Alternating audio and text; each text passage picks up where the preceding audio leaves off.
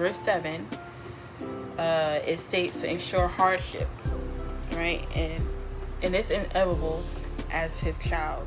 Like, hardship is inevitable as being a human, not just being God's child, but it's inevitable as a human to avoid hardship. It's like non-existent for us as humans. There is persecution and suffering being his children, okay? But remember, this does not last forever, and in the end, it's a great reward that we will be able to spend eternity with our Father. That's the good thing, is that as a follower of Jesus Christ, that we all are going to experience hardship, but the difference is, as a Christian, we don't do it alone. We have someone to depend on and lean on, who gave us his word to encourage us on a daily basis. As long as you read it, you know, you can find something to encourage you, to uplift you when you need hope. So that's the difference between the world and worldly thinking, or, you know, living life without Christ and living life with Christ, is you have something to depend on, and knowing that at the end, all this was not done for nothing, but it was done for something, and that Christ died for me because he loved me. So I know that what he went through was far more than what I will ever have to go through. The worst thing that can happen to anyone is that they die.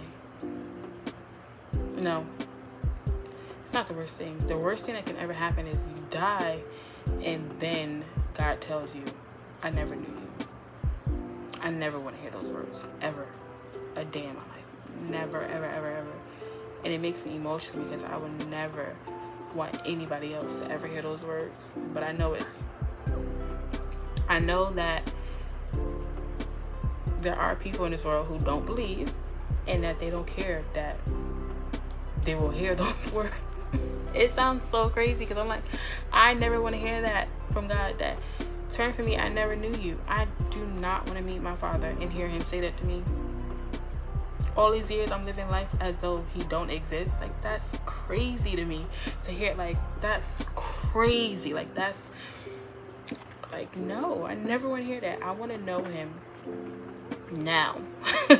He gave us our free will. He gave us free will to make that choice of, are you gonna know me, or you're not gonna know me? Are you gonna have a relationship with me, which is know me, have a relationship with me, or you're not? I'm giving you that free will to make that choice. And I know that it's not gonna be easy.